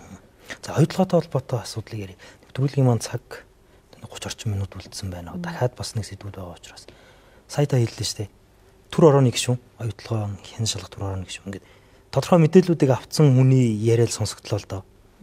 Үздсэн, танилцсан, харцсан эх 7 хоногт эхлэж байгаа энэ түр хороон дээр яг ямар зөрчлүүд байгаа юм. Бид нар ингээд оюутлогоо гэдэг төсөл яваад эдийн засагт тодорхой хэмжээний үр дүнгууд өгж байна. Давхар зарим алдаанууд бол байгаа. Энийг бол бүгд хүлэмжширч байна. Энийг бол засаал явах хэрэгтэй. Айлч том төслүүд бол ингээд явц дундаа засдаг. Тэ хоёр тал хоорондоо суудаг ийм л зүйл. Юун дээр алдсан байна? Хамгийн ноцтой гишүүний хувьд яг юу байсан бэ? Түр хороны гишүүний хувьд. За манай түр хоронд 11 гишүүн бий. 89 гишүүний одоо дэмжлэгтэйгээр улсын хурлаар батлагдсан хэн шалгах түр хороо оюутлогын хувьд. Гэхдээ оюутлогын бүх асуудал руу бид нар орохгүй. Бидний хамрах хүрээ бол онтрэ лиценз болон зээлийн хөв гэсэн. Тэгэхээр би бас бүх асуудлыг энэ мэддэг одоо танилцуулж хөрөнгө оруулалтын гэрээний тухай асуудал бас байсан шүү дээ. Сонсголын 2 дахь өдөр бол ярихаар байлаа. Хувь нийлүүлэгчдийн гэрээ. Хувь нийлүүлэгчдийн гэрээ. За. Санхүүтэй холбоотой учир нөө зээлийн хүүтэй холбоотой болоод явж байгаа. Оюут толгой сонсголын зорилго бол яг л олон нийтэд мэдээлэх. Тэрнээс биш бид нэр энэ дээр нь одоо дүнэлт гаргаал энэ зөв буруу ч юм уу те мэрэгжлийн шинжээчдийг томилсон тэд нар маань мэдээлэлээ хүргэн. Тэгээ бүгд энийг ил тод мэдъя гэж байгаа. Яагаад вэ гэхээр оюут толгой асуудал бол одоо залуучууд бидний хувьд бол нэг жоохон домог мэт шүү дээ те. Ингэсэн 16 жилийн өмнө те. Тэгтээ ялангуяа энд холбогддог улс төрчдийн асуудал бол ингээд нэг домгшсон бараг байдаг шүү дээ. Тэгээ бид нар яг тэрнээс болоод нөгөө нарийн хаана юугаа засах ёстой гэдэг руугаа ороогүй юм шиг. За яг тэгвэл анх 2009 онд байгуулагдсанаас хойш яг яаж засаж ирсэн. Одоо ер нь нийтээрээ бид нар энэ дунд алдаатай байна гэдэг таны асуултанд ч гэсэн бараг бүлээн зөвшөөрөгдөж штэ. Сайжруулах орон зай байна гэд альва нэг гэрэн дээр зээлийн хуу 34%-гээ зүйлсүүд байна штэ. Хамгийн томоос нь ярих. Яг томоос нь ярих юм бол яг энэ дээр л бүгдөө анхаарал урагшлая гэж байна. За манай одоо түр хороо бол эх 7 хоног 1 дахь 3 дахь 5 дахь өдрүүд болно. За энийг бүгд одоо цаг заваа гаргаад анхааралтай бас ажиасаа гэж чин сэтгэлээсээ хүсэж байгаа. Ер нь өмнөх сонсголуудыг харахад би одоо ховдод байсан л да ингээл захимаар л харж байгаа шүү дээ. Эсвэл зурагтаар ингээл харахад яг гол сэдвээсээ ингээ гажиж сенсац руу яваад идэг юм шиг санагдсан. Яг нөө үндсэн асуудлаа шийдэх биш. Оюут толгой сонсол тийм биш байгаасаа гэж бодож байна. Яагаад гэвэл гол сэдвээс нь гажих сонирхол ер нь хүмүүст байгаа юм байна да гэдэг бол энэ явцад анзаарч байна. Зээлийн хүүгэл одоо ярихад бид нар та сая хөрөнгө оруулалтын гэрээ хувь нийлүүлэгчдийн гэрээ хоёр дээр ингээд одоо аль нь юу илээ гэд ингээд энэ дунд төрөлж штэ тий. Энэ юусоо бид бүгдийн асуудал юм байна. 2009 онд 10 сарын 6-ны өдөр хөрөнгө оруулагчдын гэрээг зурсан байгаа. За энэ бол investment agreement буюу ихэнх үйл ажиллагааны operational юмнууд энэ хөрөнгө оруулагчдын гэрээнд орсон. За нөгөө 20 сая хувьсагч ярьдаг 20 мянган хувьсагч ярьдаг те энэ бүх энэ одоо супер шүү гэл ингээд тухайн үед энэ бүгдийг тайлбарлаж ирсэн хөрөнгө оруулагчдын гэрээг зурсан. Яг тэр өдөр нууц дараад хувь нийлүүлэгчдийн гэрээг зурсан. Хувь нийлүүлэгчдийн гэрээ бол shareholder agreement. Яг бидний нөгөө хувь тохирж байгаа мөнгө, санхүү, зээл, хүү гэдэг энэ болгон юм хувь нийлүүлэгчдийн гэрээгээр зохицуулагдж байгаа. За манай шинжээч хэлж байгаагаар бол олон улсад бол баг хувь нийлүүлэгчдийн гэрээ нь нөгөө эцэг гэрээ. Авсралтаар нь баг хөрөнгө оруулалтын гэрээ нь ордог үйл ажиллагаа нь. За бүгд хоёулаа ийм одоо хувиа тохироод, ийм мөнгө санхүүгээ тохироод энэ төслийг ингэж эзэмшин шүү. Тэгээд хавсралтанд дагалдах юм нь энэ төсөл ийм үйл ажиллагаатай явна шүү гэж хөрөнгө оруулалтын гэрээ нь хавсардаг бол манад эсэргээрээ хөрөнгө оруулалтын гэрээгээ ингээд урдаа тавиад нууц дараад ард талд нь хувь нийлүүлэгчдийн гэрээ зурсан байгаа. За энэ 2 жилийн дараа нууцаас гарсан. 2011 онд нууцаас гарсан. Тэр үедээ 7 жил тутам зээлийн хүүгээ харилцан ярьсны үндсэн дээр бууруулж болно шүү гэдэг заалт байдаг. Тэгэхээр 7 жил тутам гэхэр чинь 18 он, 25 он болж штэ. Өнөөдөр оюут толгой компани Rio Tinto компаниас авсан зээлийн одоо нийт дүн үлдэгдэл 12 тэрбум доллар болсон байна. Үүний тэн хагас нь 6 тэрбум нь зээлийн хүү. Эндээс чинь бидний хэлээд байгаа өдөрт бид нар зөвхөн зээлийн хүүндээ 10 тэрбум төгрөг төлөөд штэ. Уг нь энийг 18 онд бууруулах боломж байсан. Эхлэхдээ мэдээж энэ чинь ямар ч бүтээн байгуулалт байгаагүй учраас тухайн одоо хоёр төлөө ш Монгол Улсын засгийн газар Rio Tinto гэдэг энэ хоёр компани чинь зээл авахд мэдээж хүн өндөрөөсөн баг. Тэр бүтээн байгуулалт яваад уурхай ашиглалтанд ороод ингээ явхад энийг уг нь сайжруулах боломжтой. Яагаад? Танаа түр ороо энийг одоо ингээ шинжээч чинь дүгнээд үзэхэд хин эсвэл түүхий ч юу яагаад бид нар ингээд энийг 8 жил өдөрт 10 тэрбум гэдэг чинь их мөнгө шүү дээ. Маш их мөнгө. Таны аймагта зарцуулах гээд байгаа жилийн төсөв шүү дээ. Маш их мөнгө.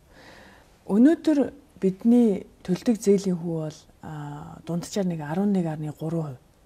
За одоо яг Монголд нөө бизнесийн зээл бараг ингээл 20-30% болж байгаа болохоор энэ их өндөр сонсогдохгүй гэж магадгүй л дээ. Гэтэ энэ өөрөө аргачлал хэмжээнд том учраас. Хүүнээс хүү боддог одоо нийлмэл арга гэдэг баггүй. Хүүнээс хүү бодоод байгаа учраас энэ арга нь өөрөө энийг нэмэгдүүлж байгаа. Нөгөө талдаа харьцуулахад Монгол улсын гадаад улсад гаргадаг бонд бид өөрсдөө одоо өөр газраас зээл авбал гэсэн үг шүү дээ. 6.5%-аар аваад байгаа. Манай арилжааны банкуд гаднаас мөнгө босгоход дунджаар 5.7%-аар аваад байгаа. Сая нөгөө үзүүлэлтүүд сайжирч байгаа дахиад буурж байгаа шүү дээ. Яг одоо би өнөөдрийн байдлыг л яриа одоо магадгүй энэ чи ирээдүйд 1-2% болохыг ч одоо үүсэхгүй шүү дээ тий. За тэрнээс одоо илүү бас ноцтой нь Rio Tinto компани Ontre гэдэг компанида мөнгө зээлүүлэхдээ 6.7%-аар яг нэг төслийн асуудал бид нар ярьж штэ. Яагаад Монгол улсад ийм өндрөөр одоо зээлүүлж байгаа юм бэ? Тэгэхээр эргээд бид нэр энэ өрөнд орцсон энийгээ ингээд уул нь 19 онд гэлөө те бараг үр өгөөж хүртэх ёстой байтал өнөөдөр ингээд бид нар өрөө төлсөөр өдөрт 10 тэрбум төгрөг төлсөөр байна. Энэ бол 2025 оны эхний тоо. 2026 оны ихэнх гэхэд бид нар өдөрт 13 тэрбум болно. Нөгөө хүүгээс хүү бодож байгаа учраас энэ чинь нэмэгдээд байна шүү дээ. 18 онд тэгвэл яагаад энэ зээлийн хөв бууруулаагүй юм бэ? Яагаад? Ямар хариу гарч? За би энэ дээр дүгнэлт хэлэхээс илүүтэйгээр яг одоо сонсголоор харах хэрэгтэй. Хин тэр үед ажил хариуцчихсан. Хин ажлын хэсгийг ахалж ирсэн. Үргэлжлэлийг сонсголоос үргэлжлэлийг сонсголоо. Хин одоо тэр ажлын хэсгийг ахлаад үр дүн гараагүй. Хэрвээ бид нар энэ төр хороог байгуулаагүй бол энэ он ч гэсэн барыг тэгж өнгөрөх байсан. Яг үннийг хэлэхэд бид нар нэг бахирч чаралж те энэ зээлийн хүүгээ бууруулаач гэж орилж орилсны үр дүнд засгийн газар бас нэг ажлын хэсэг гаргаад ажиллаж байна. Энэ маань бас үр дүнд хүрээсэй гэж чин сэтгэлээсээ бас хүсэж байна. За эх 7 хоногт ер нь бол бид нар бүгдээрээ л харах хэрэгтэй монголчууд. Оюутлогоо гэдэг чинь бидний хувьд эхлүүлсэн 3 дахь зах зээлтэй харьцаж байгаа те. Дэлхийд энэ чинь ингээд гүний уурхаагаас олборлт хийж байгаа цог хийдгэн ордын нэг. Энийгээ бид бүхэн зөв зөвтэй ашиглаа явал улсад маань л хэрэгтэй. Улсад л хэрэгтэй. Оюу толгойг засахгүйгээр бити хийх улс төржүүлээрэй л гэдэг зүйлийг би Бат найрамдал төр орны дарагтаа ярьж байхдаа ч хэлсэн. Манай их хурлын гишүүдийн микрофон, их хурлын гишүүдийн яриаг иргэд хараад маш их сонсоод эцсийн дүндээ шууд итгэдэг. Их хурлын гишүүн хэлсэн үгэндээ хариуцлага хүлээдэггүй. Гэхдээ энэ том төсөл дээрээ гадны хөрөнгө оруулалтыг татаад цаашаа явах маш олон боломжоо бид бүхэн хаагаад сууж байгаа Монгол улс өдрөөс өдөрт өрөнд баригдаж байгаа энэ зүйлсээ үнэн бодиттой яриасаа бити энийг нэг улс төрийн зорилго болоосоо л гэдгийг хүсмээр байгаа шүү. Гэтэл лавга энэ материалтай танилцаад зарим дээр үннийг нь л гаргаараа. Зарим дээр нь бүр бөөлц тутамаар. Бүр бухимдаад энэ байтугай чарлж орилмоор хүртэл санагддаг юмнууд энэ дунд байна. Тэрийгээ бид нар тодорхой хэмжээнд эмоц гаргаж байгааг бас улс төр гэж бити хараарай. Бид нар үнэхээр Монголынхаа эрх ашигын төлөө энийг сайжруулчаасаа ямар аймаар бидрийг бас доромжилсан зүйл заалтууд байгаа гэдэг ийм зүйлүүд дээр бидний сонгогдож хийж байгаа ажил чинь энэ шүү дээ. Энэ миний ажил байхгүй юу? Тэрнээс үүш ингээд энийг помпержен гэж хараал те энэ өөрөө би гоё харагдахын төлөө явж исэн бол энэ ажлыг хийхгүй шүү дээ. Энэ Монголын эрх ашиг хамгаалахын төлөө бид энэ ажлыг хийж байгаа. Оюу толгойн гэрээг засалгүйгээр бид гадаадын хөрөнгө оруулалт гэж ярих хэцүү байхгүй юу? Ягаад гэвэл ийм стандарт тогтоочж байгаа. Гадны компани орж ирээд иймэрхүү байдалтай Монгол улсын засгийн газартай ажиллаж болно гэд. Тэгээд бид энийгээ засаад сайжруулах гэхээр энэ компани маань магадгүй нөгөө талд очиод Монголтай ажиллах ийм шүү, тийм шүү гэд бидний боломжуудыг хаагаад авахыг ч үгүйсэхгүй. Тэгэхээр бид энэ дээр хамтдаа Монголынхаа эрх ашигыг нэг тавиад яг л бодит материал дээр чинь би тоол хэлж байна. Онтре гэдэг жижиг асуудал бас биш. Энэ хоёрхан юм яаж сая зээлийн үе ярьлаа. Онтре бол энэ оюу толгой бүлэг ордын Хоёр нь байгаа. 32%, баялагын 32% шүү. Хоёр том ордонд энэ байгаа шүү дээ. Тойроод явсан хоёр лицензийн талбайд нь гэхдээ хэдүүлээ одоо алтныхын 40%, нийт одоо баялагын нь 32% нь энд байгаа хөө. Тэгэхээр энэ жижиг асуудал бид нар яриаггүй. Онтротын дахиад миний л олж харсан өнцгөр бол дахиад энэ хөрөнгө оруулалтын гэрээг дахиад хийх ёстой юм байна. Яг зөв. За, нэвтрүүлгийн маань цаг дуусах чинь одоо парламенттай холбоотой, за улс төртэй холбоотой ганц нэг асуулт байна. Сая өнгөрсөн намрын чуулган төсвийн хуулиас өөр хууль баталсангүй. За, энэ төсвийн хуулийн цаг хугацаагүй байсан бол хэрвээ баталж чадахгүй бол яана гэдэг дарамтанд ороогүй байсан бол батлахгүй ч байсан байж магадгүй. Ардын нам, танаа нам дээр өрнсөн энэ улс төр, энэ улс орныг одоо сөхрөөл. Сая болж өнгөрсөн үйл явцыг юу гэдэг үг юм чинь та надад тавч хариул. Энэ бол парламентын ардчлал тодорхой хэмжээнд ажиллаж байгааг нь л одоо илрэл болов. Үндсэн хуулийн зааснаар Монгол улсын засгийн бүх эрх мэдэл ард түмэнд байна. Ард түмний мэдэлд байна. Түүнийг хэрэгжүүлэгч нар нь одоо иргэдийн сонгосноор улсын хурлын гишүүд бид хэрэгжүүлж штэ. Бид засгийн газар томилдог, хариуцлага тооцдог. Одоо нэг ажилд авдаг хүмүүс нь ард түмэн шүү дээ, тэ. Бид нар тэгээ өмнөөс нь ингээд ажилд авч штэ энэ хүмүүсийг. Өнөөдөр ажлаа сайн хийхгүй байгаа сайд нарт улсын хурал хариуцлага тооцох боломжгүй. Бид зөвхөн одоо гүйцэтгэх засаглалын тэргүүн дээр буюу ерөнхий сайд дээр хариуцлага ярьдаг. Тэгэхээр энэ одоо намрын улс төрийн хамгийн том зүйл бол засгийн газар огцрох хэсэг байсан байх гэж бодоод би одоо энийг онцолж ярьж байна. Намрын улс төрийн том зүйл намын дараал байсан л да. Та нөгөө талаас нь ярьчих шиг бол. За, нөгөө талаас нь ч бас ярьж болж байна. За. Яг хөө би парламентын гишүүнийхээ хувьд ярьж байгаа шүү. Тэгээд энэ засгийн газар огцрохыг бол олонх гишүүд дэмжсэн. Уул нь парламентын ардчил гэдэг чинь одоо цөөнхийн үзэл бодлоо хүндэтгэж олонхын шийдвэрээр явдаг. Үндсэн хуулийн цэцээр өөр шийдвэр гарсан. За энэ ингээд болоод өнгөрөөд цөөнхийн дэмжлэгтэй ингээд засгийн газар үргэлжилж байна. Энэ бол манай намын байгаагүй. Та санал хураалтыг харуул ардчилсан намын гишүүч одоо зарим нь энэ засгийн газар үргэлжлэх ёстой гэсэн одоо ийм байр суурьтайгаар конопо дарсан тий. Зарим нь бол огцрох ёстой гэдэг. Энэ зөвхөн нэг намын асуудал байгаагүй. Энэ бол Монгол улсын ерөнхий сайдын асуудал байсан. Ийм л дээ гişүнэ. Парламент ажилласан. Би энэ дээр 100% итгэлтэй байна. 126 гишүүнтэй болгож парламентыг өргөдсөн ч зүг болсон. Тийм учраас ерөнхий сайдын огцруулах, урлагийн даргыг огцруулах гэдэг хоёр зүйл энд явж байгаа хөөх. Парламент ажиллаж ийж, үндсэн хууль ажиллаж ийж энэ зүйл явсан. Үндсэн хуулийн зөрчил байсан уу? Одоо цэцэд өгөл гаргачлаа шүү. Хувь гишүүний хувьд юу ямар бодолтой үлдсэн юм? Би энэ дээр одоо хэд удаа байр сууриа илэрхийлсэн. Энд бол парламент өөрийн үндсэн эрх буюу засгийн газрыг томилох, огцруулах эрхээ эдэлж олон шийдвэр гаргасан.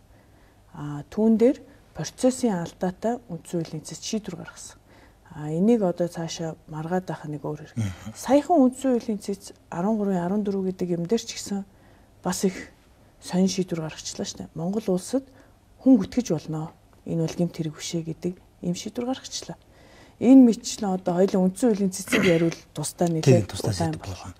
Энэ үндсэн хууль зөрчсөн гэдэг асуудал явлаа. Цэц шийдвэр гаргачлаа. Энийний цаана зүгээр юу яригдах ёстой вэ гэхээр танаа нам дотоод ардчлалгүй байгаагаа дээрэс нь эрх мэдлийн төлөө хүн хатан тэмцснээ парламентын зовлон болгоод, цэцгийн зовлон болгоод ийм хэмжээнд л хүргэжлээ шүү дээ. Одоо ингээд нам дээрээ энэ асуудлыг шийдэж болох л зүйл байсан шүү дээ. Харин парламент мань аварлаа та бүгд. Та бүхний гэж би одоо өөрөө парламентын гишүүн л дээ. Би яг нь парламентын зүгээс эн чинь л одоо улс төрийн нам гэдэг чинь өөрөө бас нөгөө улс төрийн сонгуульд олонх болсон нам парламентын бүрэлдэхүүн хэсэг байхгүй юу? Парламентын ардчилтай улсад парламент нь дээрээ байна. За улс төрийн намын энэ одоо намын даргын сунгаан ч юм уу энэ асуудлууд нам өөрөө бас тодорхой хэмжээнд дотоод ардчилтай. Тэр дунд бүгд нэг байр суурьтай хүмүүс биш шүү дээ. Адилхан үзэл бодолтой хүмүүс биш. Бид нар тэр дунд байр суурь сөргөлтөн өөрөөр бодлоо илэрхийлнэ. Энэ л одоо бас явсан процесс байна. За нэвтрүүлгийнхаа сүүлийн асуултыг танаас асуугаад дуусгах гэж байна. Сая танаа намын шин дарга учрал. За өнгөрсөн 24 оны сонгуульд ялангуяа их олон гишүүд шинээр орж ирсэн. Улс төрд шинээр хүмүүс орж ирсэн. Тэгээд энэ тооноор орж ирсэн хүмүүст ер нь нэг дэмжлэг үзүүлээ явах нь халтаан байна. Мэрц зарчмыг барья гэдэг зүйл хэлсэн мэл. Энэ дээр та ер нь ямар дүгнэлттэй байна? Яг одоо мухагаар хэлэхэд тооноор орж ирсэн хүмүүсийн нэг нь одоо би таныг гэж л харж байна л да. Гэтэ энэ буруу зүйл биш. Шинэ хүмүүс орж ирэх ёстой. Шинэ хүмүүс орж ирээд зөв зүйлсээ хийгээд өөрийнхөө кредитийг тогтоогоод явах ёстой л да. За энэ одоо улс төрийн соёлоор тооноор орж ирнэ гэдэг бол намын анхан шатны байгууллагаас бүх шатаар нь яваа те бүх байгууллагуудаар нь ингээд дамжаад нөгөө муугар хэлдэг бол цүнх баригч сайнаар бол ингээд мэрц зарчмаар боловсроод явж байгаа шатаараатай гэж хэлж болно. Улс төрийн намд олон төрлийн боловсон хүчин байх ёстой. Яг одоо мэрэгчсэн намынхаа институцийг бэхжүүлсэн шатаараагаар явсан боловсон хүчин байна. Магадгүй над шиг олон улсын байгууллагуудаар олон улсын түвшинд ажиллаж агаад урагдаад энэ улс төрийн намд үзэл санаагаар нэгдээд тодорхой хэмжээний өөрчлөлт хийх гээд ингээд явж байна. Ер нь эн чинь өөрөө нийгмийнхаа толь байх ёстой.